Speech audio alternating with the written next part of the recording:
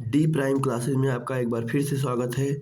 लहर और सारंग एक ऐसे अनेक 8 शब्द हैं जो एग्जाम में बहुत ज़्यादा कन्फ्यूजिंग है। इसको हम आज एक ट्रिक के माध्यम से समझेंगे, याद करेंगे। जैसे पहला शब्द हम देखते हैं लहर। लहर का पहला है तरंग, उमंग, झोंका, झूला, मचलना। इसको आप ऐसे याद कर सकते हैं कि जो लहरें होती हैं उनमें तरंगें उत्पन्न होती हैं। जैसे हम जानते हैं जो लहरों में अनुदैर्ध अनुप्रस्थ तरंग होती है उनमें एक उमंग होती हैं। और जब लहरें उठती हैं तो झोंका के साथ उठती हैं, झूलती हुई आगे बढ़ती हैं, मचलती हैं। इसी प्रकार हम एक ट्रिक के माध्यम से आज इसको एक कहानी के माध्यम से सारंग को याद करेंगे। जैसे सारंग को देखते हैं, जो यहाँ पे देखेंगे पहला शब्द जो कामदेव है, तो कामदेव अपने आश्रम में या कह सकते हैं घर में सोए हुए थे और कोयल की मधुर ध्वनि सुन रहे थे। तब तक एक तरफ से राहु और केतु आ जाते हैं और उनके सोने में विघ्न डाल देते हैं।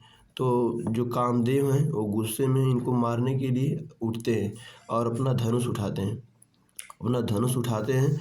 धनुष उठाकर आगे बढ़ते हैं इनको मारने के लिए। जब ये इनको मारने जाते हैं तब तक शंख बज जाती है।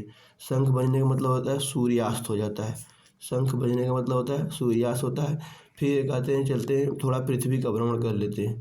पृथ्वी को देखने के लिए आगे बढ़ते हैं तो ये देखते हैं कि जो एक मोर है एक सर्प को मार के खा रहा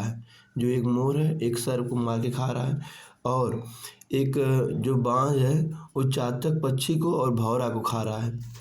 फिर ये आगे बढ़ते हैं तो देखते हैं कि एक जो सिंह यानी शेर जो है, एक सिंह है, ये एक मृग मतलब हिरण को मार के खा रहा है।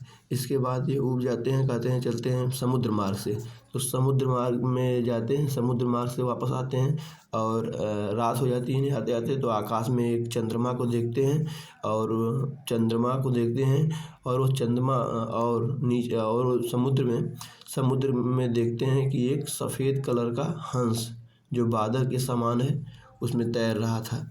तो इस प्रकार हम आप शब्दों को लिंक करेंगे और याद रखेंगे ताकि हमें एग्जाम में कन्फ्यूजन न हो। Thank you.